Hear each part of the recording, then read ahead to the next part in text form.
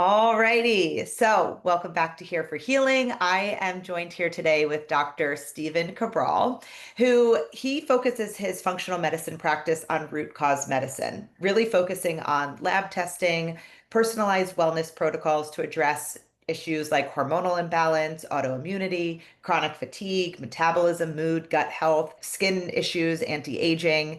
And I've known Dr. Cabral personally because I am a student of his through the Integrative Health Practitioner program that he has. And I've also just had the blessing and the opportunity to get to know him and his work through Instagram, through, social media, the power of social media. So welcome to the podcast, my friend. Thank you so much for being here today. Thanks for having me on. It's great to be here. Yeah, it's good to see you. And as we just get started diving into this episode today, I would love to hear from you. I know you have your own personal health journey, Mm. and which has actually then turned into your incredible business, but you also have your own podcast, the Cabral Concept, with over 50 million downloads. You've written books. I mean, you're just a force in the wellness space. And I'm so grateful for voices like yours. But I know you have your own personal health story. Tell us a little bit about that and what got you into functional medicine in the first place. Sure. And I won't give you the 10-year version because that's ultimately how long it took for me to get well. I look back now, that was what, 30 years ago when I finally got well, but I was always a sick kid and I just didn't know it. I just thought that that was normal. I thought it was normal to have allergies and asthma, get a cold, every couple months during the winter time living in New England and Boston or right outside of Boston. I was sick every month, bronchitis, get pneumonia, just like, yeah, just, being a normal kid. But it just wasn't the truth. And then when I was 17 years old, my immune system then shut down. And so by that, I mean my glands all over my body, my not just my tonsils, which I had already had removed, my adenoids, because again, conventional medicine, which I'd later learned, if it's a problem, they just remove it from your body. It's as if you didn't necessarily need that, as if that wasn't part of the human design. But that was a 2-year journey when I was 17 to 19 years old, from going doctor to doctor to try to figure out why my immune system was shutting down, why I literally was not producing white blood cells and wasn't able to fight off infections. It led to type 2 diabetes, rheumatoid arthritis. I had POTS, mastocytosis, for people that are familiar with those, basically massive amounts of histamine production in the body, which leads to then insomnia and massive anxiety and depression that I had. But the main ones were, the diagnosable ones were Addison's disease, type 2 diabetes, and an autoimmune disorder called rheumatoid arthritis, which is back in the 90s. That's kind of unheard of to have those things at 17 years old. So conventional medicine did what conventional medicine did and put me on a handful of drugs. I realized even back then, before the internet, that being on drugs at 17, pharmaceuticals, a handful of them, probably wasn't going to lead to a very long and healthy life. And so at that time, functional medicine and integrative health wasn't really as well known. There were definitely centers, but I had no idea growing up in Medford, Massachusetts. So fortunately, as sometimes the opportunity presents itself, you just have to take it. Someone told my mom about a natural health practitioner that was in Cambridge, Massachusetts, just a couple towns over. Went to them. They started to do functional medicine testing. Would never heard of this before in my life. Looked at my adrenal function, looked at food sensitivities, looked at heavy metals, found out I had high levels of mercury. I had massive amounts of candida overgrowth and SIBO gut overgrowth, and I had H. pylori. And these are things that conventional medicine never looked for the underlying root cause. Many practitioners over many years did their best, started to get a little bit better, would relapse. Ultimately, I met my mentor, Dr. Pete. Once I met her, she put all of this natural health together, and I was better within 6 months. So it was a very long journey from 17 to 27, but I'll tell you this, is that I wouldn't be here where I am today without the struggle. That is a part of my story. And now I always made the promise that if I ever got well, I would share it with others. And I'm just trying to make good on that. Yeah, wow. I resonate with that a lot. Just taking, like turning your mess into your message, right? Taking your pain to purpose story and sharing it with other people. So you're saying that from 6 months of working with her and understanding a functional medicine root cause approach, your health turned around that quickly after so long? Yeah, and part of it was that it's not that I wasn't doing anything right over those 10 years. I met with well over 50 practitioners. And I had already gotten off the medications, which was great, but I still was relapsing every 3 to 4 months and I couldn't figure out why. Meaning, like, Yeah. relapsing for me would be allowing things like Epstein-Barr virus in my body to begin to surge again. And I would get flu-like symptoms. Or 5 out of 6 winters in my 20s, I got pneumonia. And so that's not normal. That is not a sign of a well-functioning immune system. And so what I was able to do with her was pinpoint very specific things. So she had a background. I'm because of her, I'm a board certified doctor of naturopathy. So I went back to school, following her footsteps. She was the one who urged me to do it. I'd read thousands of books, and I am a consumer of information. But she was the one who said, "You need to finish, your degree. Finish what you're supposed to do." And I listened to the words, and then I finally believed when I got well. And so, how did she do it? Background in Ayurvedic medicine. She wrote the textbooks for Dr. Vasant Lad. And if you kind of have studied Ayurvedic medicine, he is the doctor from India that came over and really popularized Ayurvedic medicine in the United States. Taught other individuals like Dr. David Saboda, who's amazing, and just others around the country. So she was fortunate enough to study under him, and she studied under him and wrote his textbooks then from his seminars, which is pretty phenomenal. So I was just how did I meet her? Literally, I read books nonstop. And I read her book, and for whatever reason, something inside of me said, this is potentially an opportunity. Take the opportunity, reach out to her. Emailed her. For whatever reason, she emailed me back. Took a bus from Medford, Massachusetts to Maine, and 3 hours later, I had my first appointment with her, and she broke down functional medicine lab testing. We looked at all my methylation issues. We looked at all my gut-based issues. We finally put that together. In Ayurvedic medicine, we used my constitution to be able to not just look at where you're at today, but who you're kind of meant to be, your constitution. And then we looked at something called orthomolecular medicine, which is really the study of nutrients to be able to fill the gaps that you simply can't get from whole food alone. I always tell people to get 50 milligrams of sulforaphane a day is 10 to 12 pounds of broccoli. And that's just 50 milligrams of sulforaphane. So I'm a big believer in whole food nutrition, but for the body to heal, you need to give a heroic push back in the other direction. And that's where, good quality food extracts, nutrient extracts that are dense, 10 to 12 pounds of broccoli in one capsule can make a huge difference. I'm just personally curious, did you want to go like the medical route before this journey, or like what did you want to be, what did you want to be when you grow up Yeah. before this journey? Well, it's funny because when I was a kid, obviously you want to play sports and all that. But after you grow out of that, I've always wanted to be an archaeologist. So I used to read when I was little about all the different mysteries of the world. And it's funny because someone pointed out this out to me without me being the one to kind of realize it. Part of my degree, and very specifically as a doctor of naturopathy, I like to learn in person in practice. And I'll tell you why in just a moment. But so I spent 2,350 hours. That was the minimum I had to do for my internships overseas. Well, some was in the US, of course, but I studied in Ayurvedic clinics in India and Sri Lanka. I studied in functional medicine clinics, Ayurvedic as well, with a background in the Netherlands and Europe. And I studied in China in a traditional Chinese medicine hospital. And I did that very specifically. One is because, you can read all you want about something, but until you practice it and see it in the real world, it doesn't really matter because you get to learn from the best of the best. And that's what I wanted. I wanted a shortcut. But I also was very skeptical, especially with conventional medicine, of course, because they are great at getting rid of your symptoms and then very poor at chronic-based health conditions, which when you mask the symptoms for chronic health conditions, you only get worse over time, which is why we are the country that spends the most money on health, but now has the worst health in terms of population. That's because we manage it with pharmaceuticals, again, that mask the disease and don't get to the underlying root cause. But even still, I believe that there was a single end-all, be-all form of medicine. And so if I went to an Ayurvedic clinic, I would say, oh, this is it.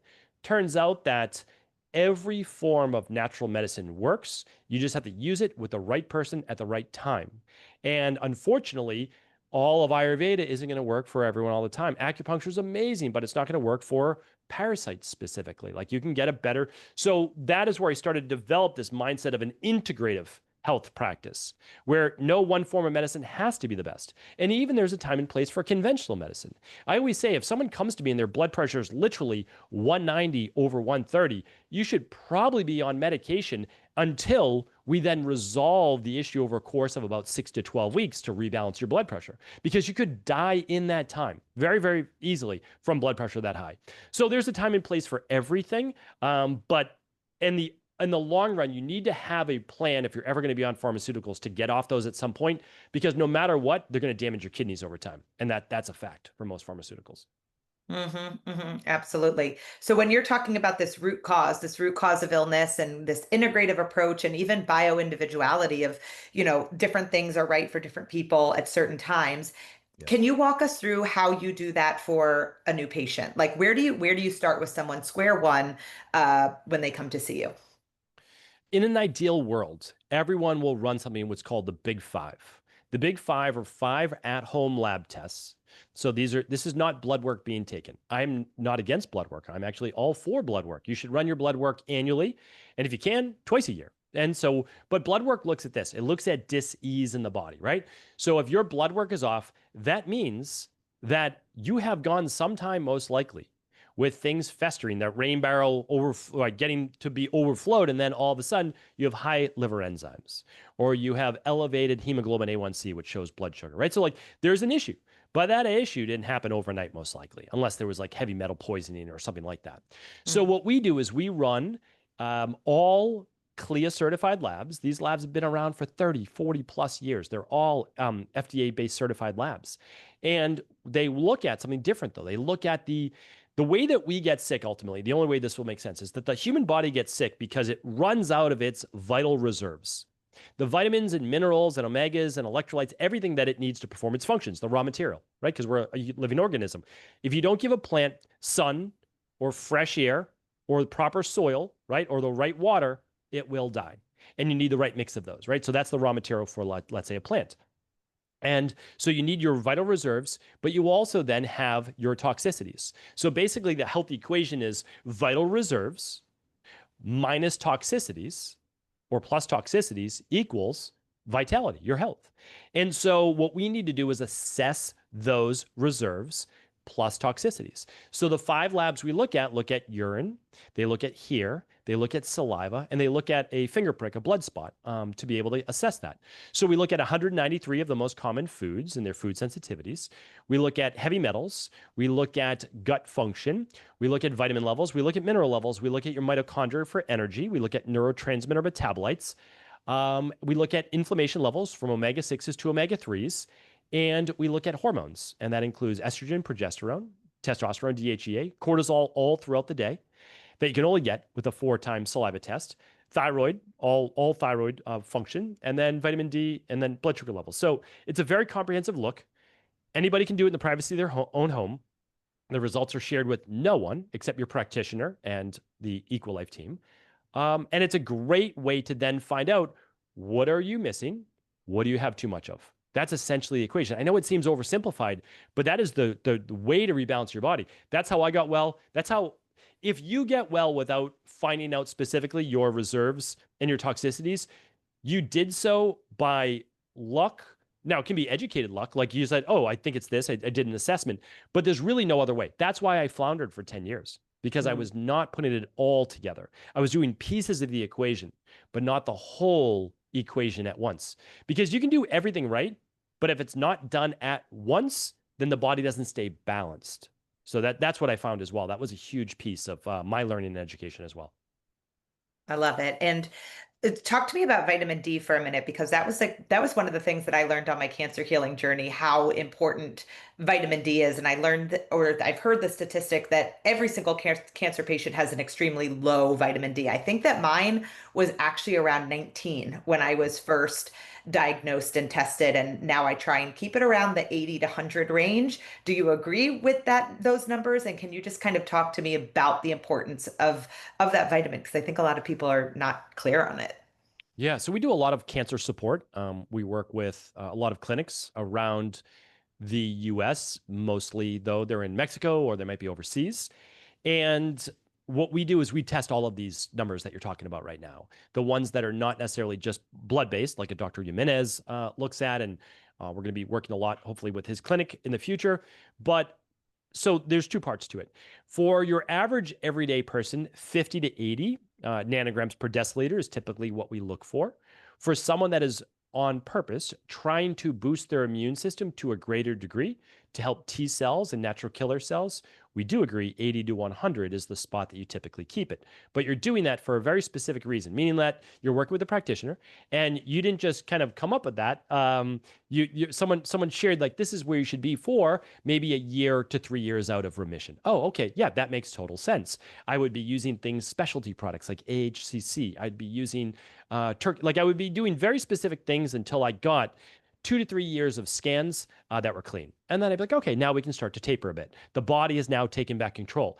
What I also realized in my studies and in my own health coming up is that the body takes a while to heal. If you have a chronic based disease, you can feel tremendously better symptomatology wise within 12 weeks. But to get deeper, and Ayurveda, like literally Ayurveda is right on everything. It's hard to interpret from their writing. Meaning, on their scale of wellness, the body goes through a ascending or descending levels of rejuvenation every 42 days.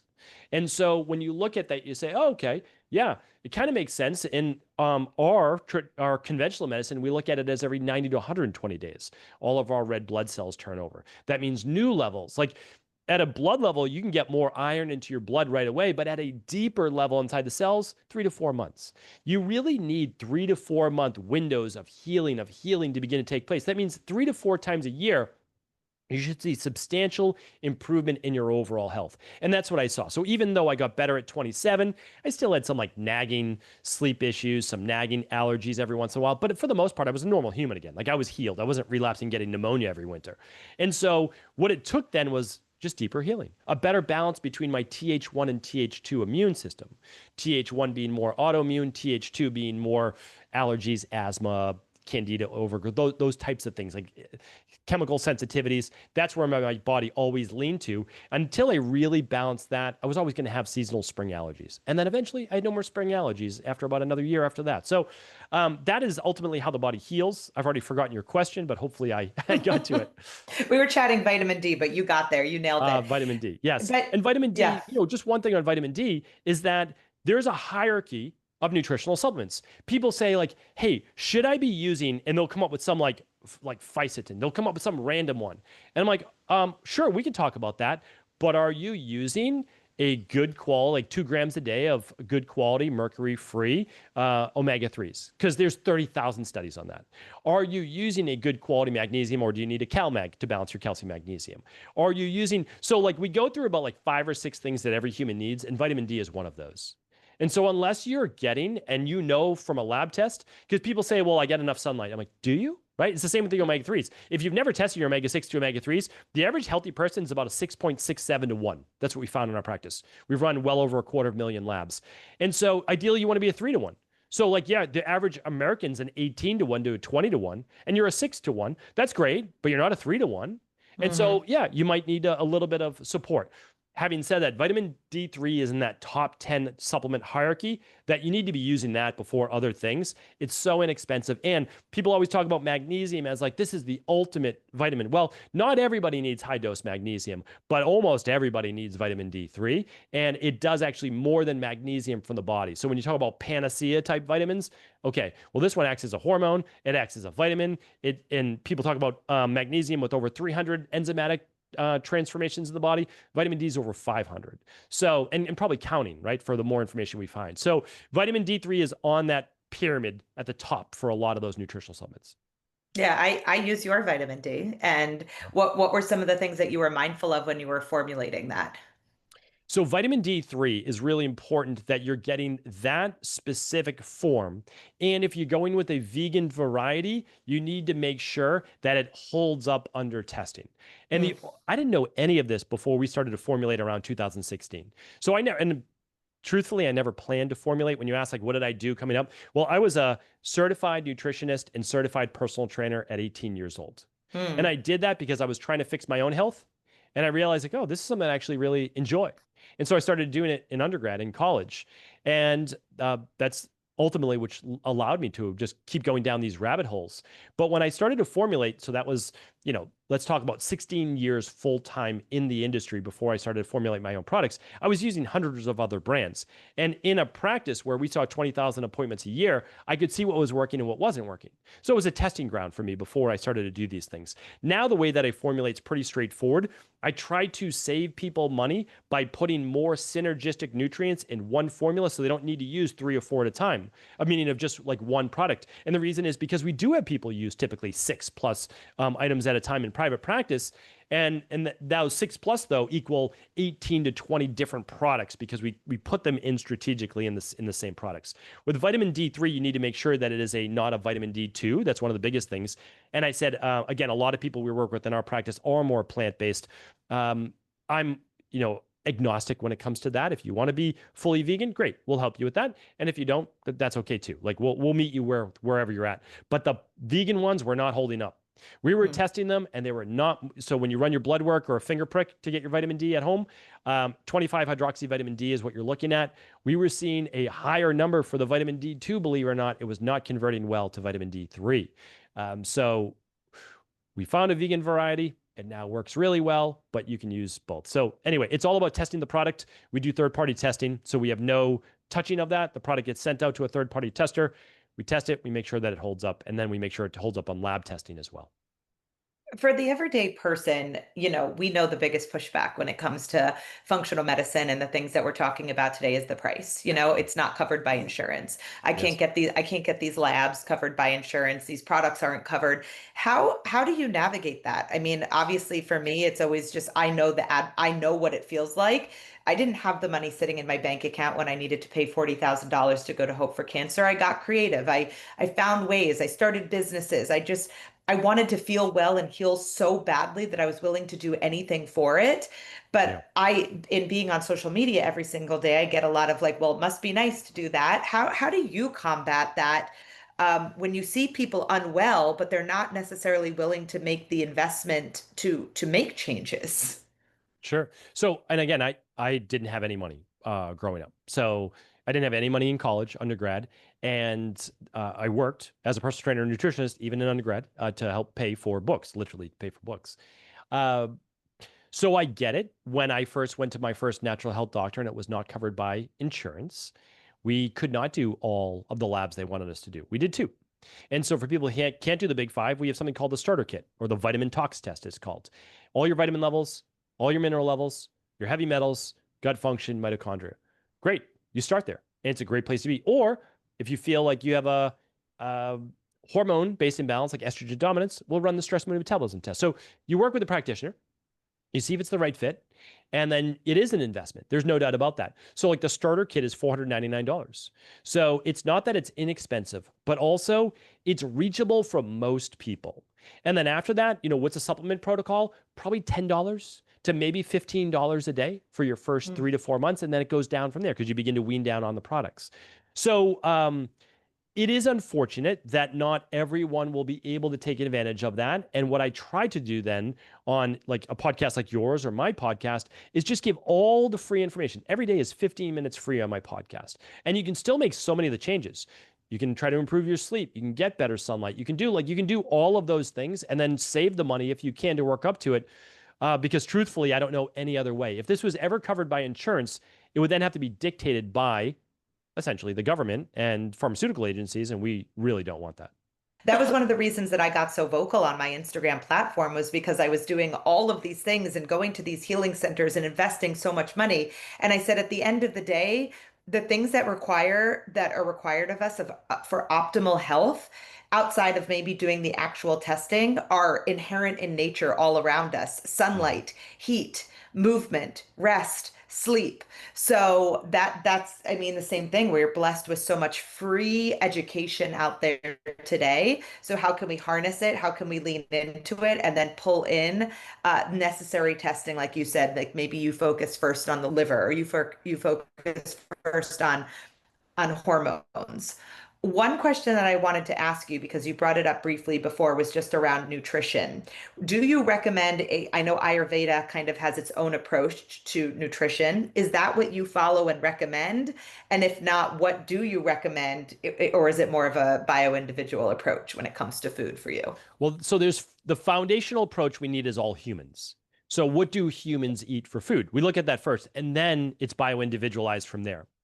So the foundational approach for all humans, which remember, so I've been in this since the mid 90s, and I've seen the Atkins, I've seen the South Beach, I've seen, CrossFits, I've seen all the different movements. And ultimately everything will always come back to 7 to 9 servings of fruits and vegetables every day and a take on a Mediterranean diet. Do you need to eat bread and pasta? People always say, oh, the Mediterranean diet's all bread and pasta. It's not all bread and pasta. And if you don't want to eat bread and pasta, that's, hey, even better. You don't have to eat bread and pasta, but you're getting fiber from those things. And so there's this movement towards body transformation diets are not synonymous with health. There is no doubt about it. And I was doing body transformation for the first 10 years, like exclusively. Like that's what I was doing as a nutritionist, personal trainer. I work with Hollywood celebrities. I work with all sorts of, people. What do they want to do? They wanted to get in the best shape of their life. Great. We'll help you do that. That's what they wanted to do. How do you do that? Yes, a low carbohydrate diet, at least initially, with increased protein and moderate fat works really well. There's no doubt about that. Is that the best thing for human health and longevity? No, it's not. In no way, shape, or form. There's just so much actual science that shows that as you increase your protein levels, especially for non-active people, all-cause mortality goes up. When your fat levels go above 35% or so of your macros, all-cause mortality goes up. So these are not great things, and we could spend a couple hours going through all of this. So ultimately what we're trying to do is get people to rebalance their cellular matrix or cell membranes. That's going to take a time, so they can't be eating maybe more carbohydrates, but we work them back there. And then again, help them achieve their goals: body transformation, health, all of those things. I'm a big believer that you should and can have it all in life, so go after it and we'll help you get it. Like that's what it's all about. So you just shared about the nutritional information. Thank you so much for that. And one of the ways that you and I have been brought together is through hydrogen water. So obviously hydration is part of the foundation of our health, but specifically talk to me about why molecular hydrogen water for you. Do you feel like it's for everybody? Why are you a proponent of it? Yeah, so basically I always start as the super skeptic, and I'm slow to switch or move to whatever it is, because once I give that yes seal of approval, then I want to never take that back. You see a lot of people, doctor influencers online, whatever it might be, they have no problem taking things back a year later. I actually, when you are a practitioner or doctor, you cannot take things back. If you give bad advice, it hurts people. And so that's why I'm very, I love social media, but it's also scary, some of the recommendations that are given out. So when you're talking about hydrogen water, I'm saying, is this something we really want to be recommending? And I came around after really about 12 months of using it, and really experimenting with it, talking with a lot of other individuals, and then looking at the research. I mean, there's over 1,300 clinical studies on hydrogen water. It's been well studied in both humans and mice and animals. When I looked at it, what ultimately put me over the edge was that you actually can't consume too much hydrogen. So like think of like ozone. Ozone can be really beneficial, but you can overdo ozone. And when you start to do that, you actually start to then, it creates a free radical in your body. It is now an issue. Like it's creating more oxidative stress. Hydrogen is one of those unique things that your body is able to process it, eliminate it, and it does not become harmful to the body. So that was number one, that there's very little, if any, side effects when consumed through water. And then the other part was this. So I've always had an ORP meter, because I actually used it in clinical practice to measure the ORP of urine and saliva-based testing. That's a different rabbit hole we can go down. But what the ORP meter does is it basically looks at antioxidants. And when I looked at all of the regular waters that I was consuming, so I'm in my office right now. Usually I always have a bottle of hydrogen water. Like I bring it from home. At my home office where I live in Florida, I'm 20 steps from my kitchen, so I always have hydrogen water. My office here in Maine, not so much. But even this water, probably the best spring water that you can get, it's not flown from overseas, etc. It does not have a negative ORP. It has a neutral to slightly positive one. That means even the best water in the world, once it's been bottled, it's no longer coming from a fresh stream. You're getting oxidized water. That means so you should always look for clean air first. So that means an air filter. You've got one right in your background. So do I, right behind me. The next is you need clean water. After that, you need clean food. And so when I said that, okay, I'm always using reverse. Before I was using Berkey, and it doesn't really do a great job of taking out fluoride, but it's okay, and aluminum, but it's still great, right? I have my Berkey in case the world melts down. You don't need an electrical unit for it, right? But then I said, okay, let's go reverse osmosis. Let's add the minerals back in. Great, but it's not. It is oxidized water. So how do we make an antioxidant water? And the only way really to do that, well, one, you can drink greens juice, and that's one of the secrets behind green juice, right? Without the fruit in it, but just the greens. Or you can consume a really high polyphenol coffee, but you shouldn't drink coffee all day long, right? And so then what else do you have? Well, you really want to be drinking about half your body weight in hydration per day, water, herbal teas, etc. Best way to do that is with hydrogen water. So that is now what I use every day. It just makes sense to drink water with antioxidants rather than oxidized water that I need to take in then more blueberries and broccoli to balance the oxidation I'm putting in through water. So talk to me a little bit about what a negative ORP means then, because I feel like a lot of people don't understand that.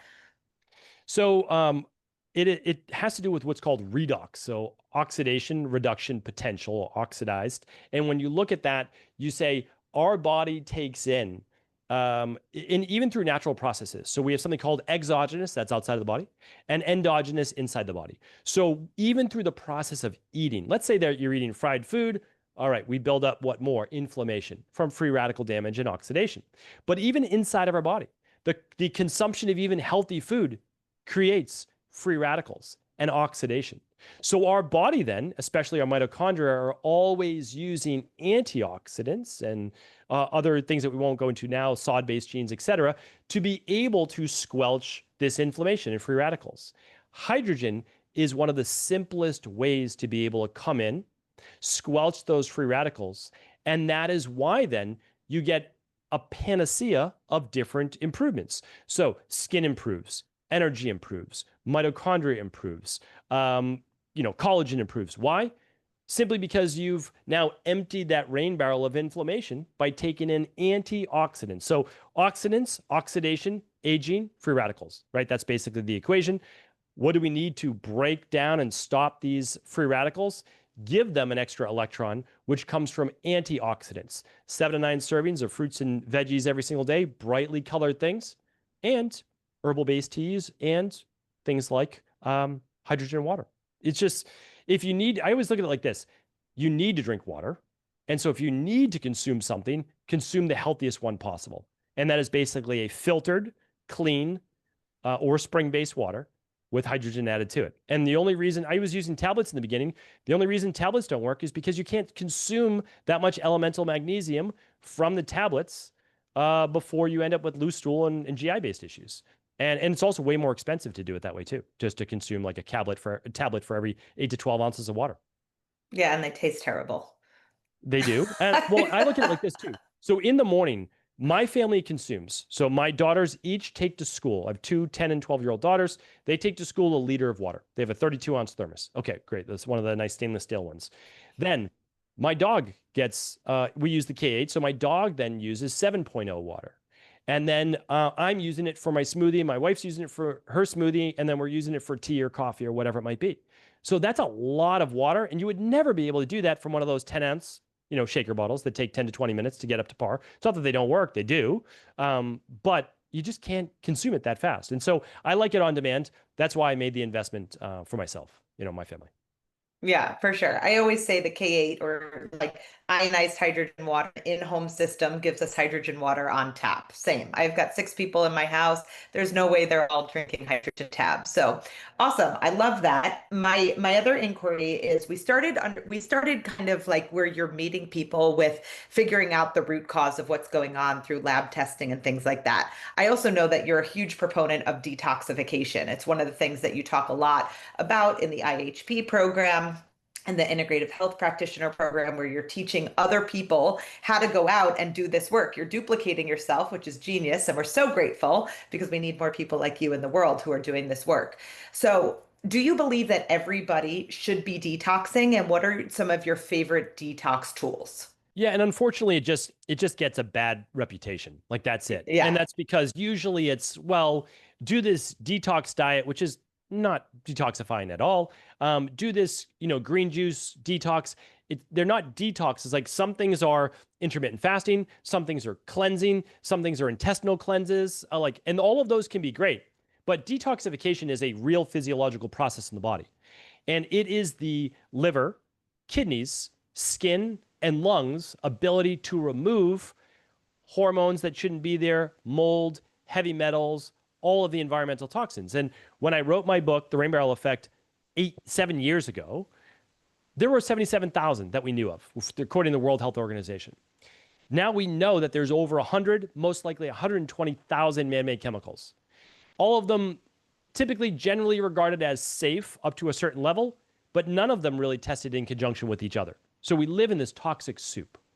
When we run something like an environmental environmental toxicity test, simple test, urine-based sample, no one comes back clean. Like literally no one. So yes, every single human should be working on detoxification. Now, on a daily basis with an intermittent fast, maybe 6 p.m. at night to 8 a.m. in the morning. That works for most of our clients. Doesn't have to be skipping breakfast, doesn't have to be fasting 24 hours. Most people shouldn't, right? So again, like whatever's good for you, more is not always better. It really is about bio-individuality, balancing the body. And then there's also seasons. Like, sure, you could do a little bit longer intermittent fasting now. Cancer support is a perfect example. Some people might do a 7-day water fast. Okay. Should Hmm. everyone do that? No. If your life is on the line, is it a good idea? Potentially, right? Potentially. So we look at it as every human needs to be doing the normal things on a daily basis. Clean air, clean water, clean food, 7 to 9 servings of fruits and veggies every day, get enough protein, enough carbs, enough fiber to move all of these things through. Because ultimately, most of it comes to your digestive tract from your liver and bile. And so you need to make sure that you're having 1 to 2 bowel movements a day. So that's where coffee enemas, things like that might come in handy for certain individuals and certainly in cancer-based support. So then every quarter, what do we do? Well, once a quarter, we recommend a functional medicine detox. So yes, we formulate one at EquiLife, but the whole reason we formulated it was to cut the price in half, make it cost less than basically food. And yes, everyone should be doing this as a starting point. And the reason is that you have to open up your detox and drainage pathways, liver, kidneys, skin, lungs, if you want to begin the healing process. If not, too many people end up with Herxheimer-based reactions or poor results because they haven't done the foundation first. The foundation is, if we're going to liberate heavy metals and toxins and other things from the body, they need to be able to get out of the body. And so there's 2 pathways in the liver. Phase 1 is called the cytochrome P450 pathway. It uses very specific minerals like selenium and zinc and copper, very specific vitamins like your methylated B vitamins, and then antioxidants in the intermediary, right? Because if you don't, it creates more free radicals, which hydrogen water, again, can help with. And then what do you need? Conjugation, sulfur conjugation pathway, which is all your sulfur-based amino acids. Those are things that come from things like broccoli and cauliflower and cruciferous veggies. Most people get the vitamins and minerals, but they miss the sulfur-based amino acids. So now part of the formula, it's only 3 products, part of the formula is adding back into things like I talked about, sulforaphane and the precursors to glutathione, N-acetylcysteine.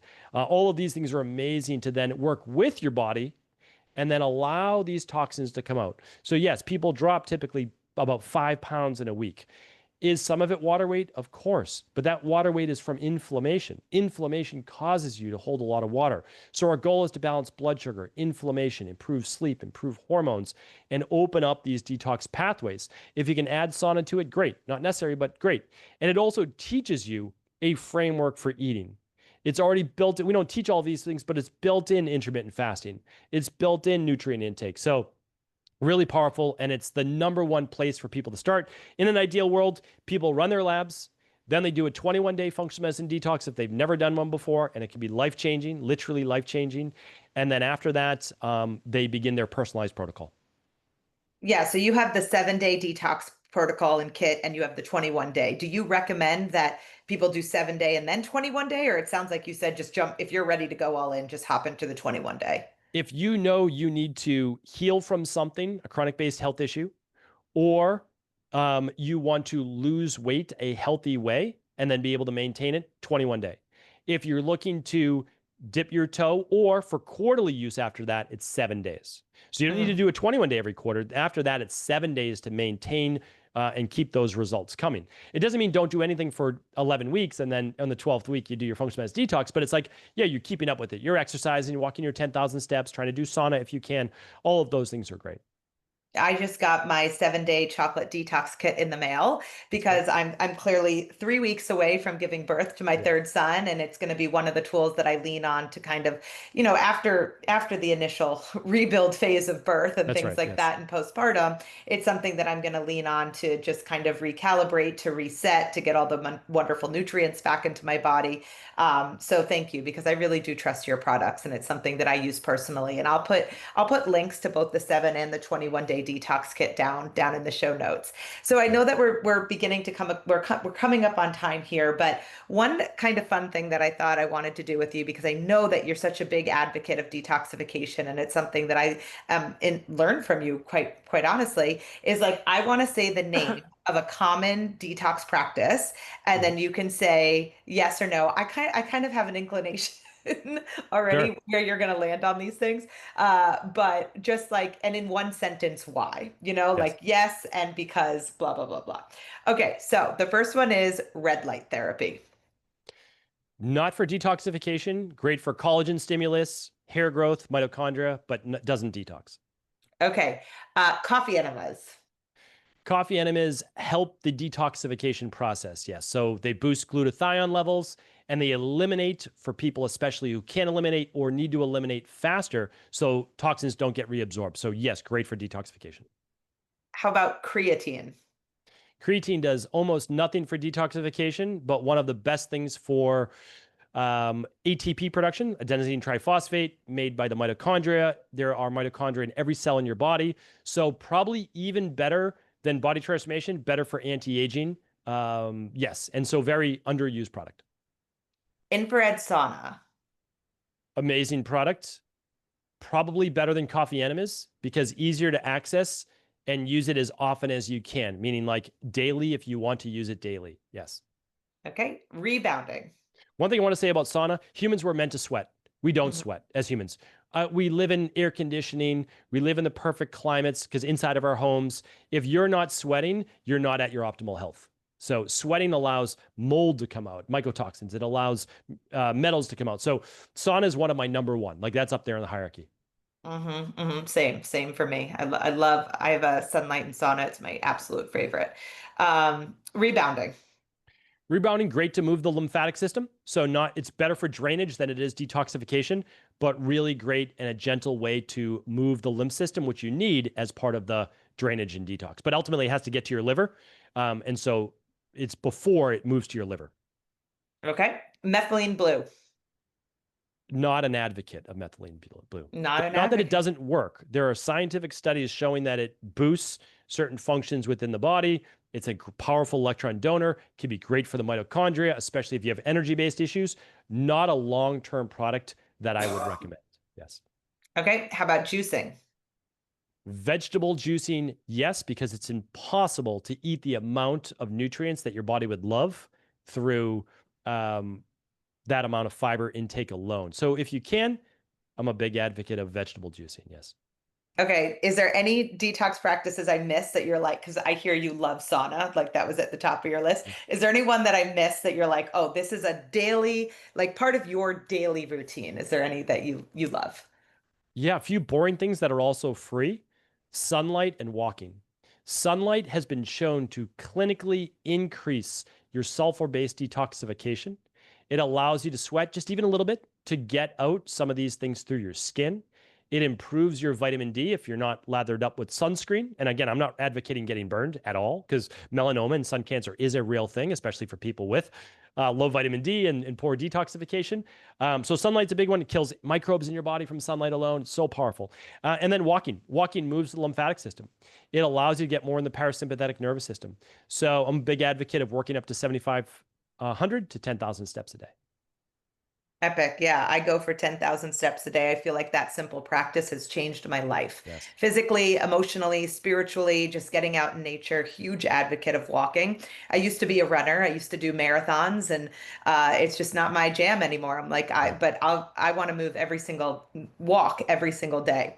So would that, if someone had 20 minutes a day, 20 minutes a day to change their health, to make an impact in their wellness, would you say sunlight and walking, or what else? 20 minutes a day, what would you recommend? Yeah, that's a great question. So it's either sunlight, walking, and binaural beats, or something spiritual to improve your overall mental health. I do that every day. That's what I do first thing, basically, to start my day, is sunlight, walking, and then something positive for my mentality, because everybody has challenges in their life, and it just helps you get through the day.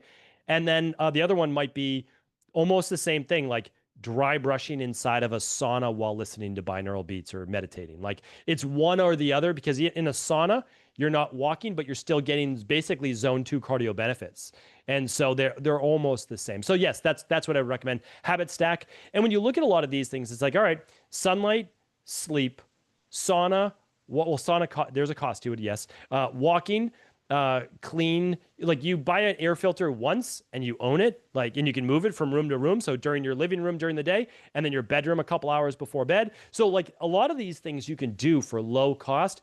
So when I had no money, I just did hierarchy first. Like, what's most important first? Good, we do that. Then after that, I can invest 3 months later in the next thing, and then 3 months later in the next thing. And that's what I recommend really people do. And then you just build these things up. Now I've got like 8 air filters, but I've been using air filters since like 2001. So it's like, like I just accumulate them, and they do last at least a decade. For sure. I think it's such an important point to make.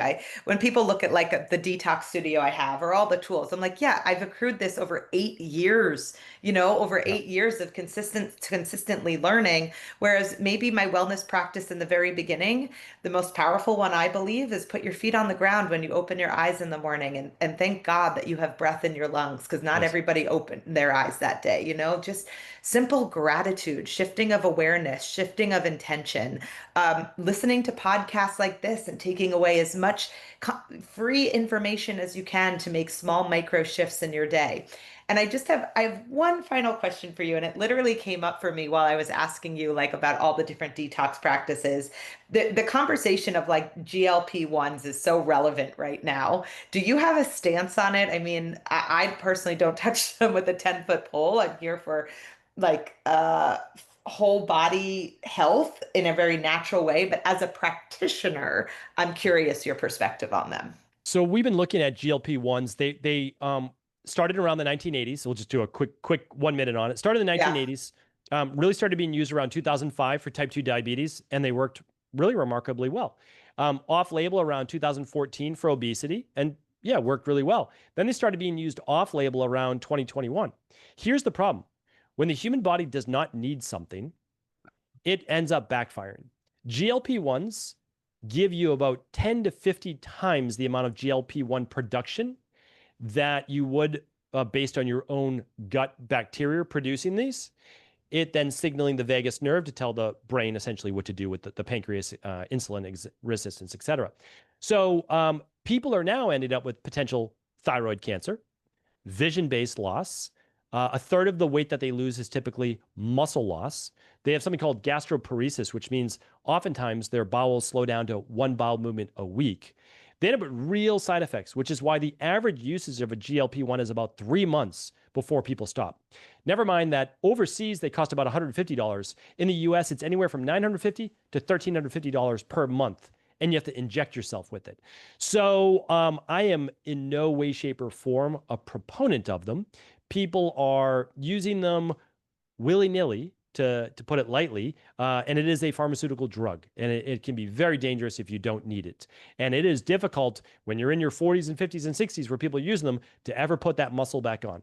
So once you lose it and you stop, you regain the weight within a year, and you've now added 33% more body fat because you didn't put back on the bone and muscle that you lost. So we used an alternative. It's called the GLP-1 tone system. I'm not even sure if you're familiar with it. Mm-mm. And it works with nature. So we know that nature, I'll just give you a quick 60 seconds of this. Yeah, please. Here's how to mimic GLP-1s from nature. Because again, nature provides. But as I was saying earlier with broccoli, you can't eat 10 to 12 pounds of broccoli a day. Here are the ingredients because people can just go and source them on their own if they want as well. Berberine, turmeric, ginger, resveratrol, and EGCG from green tea.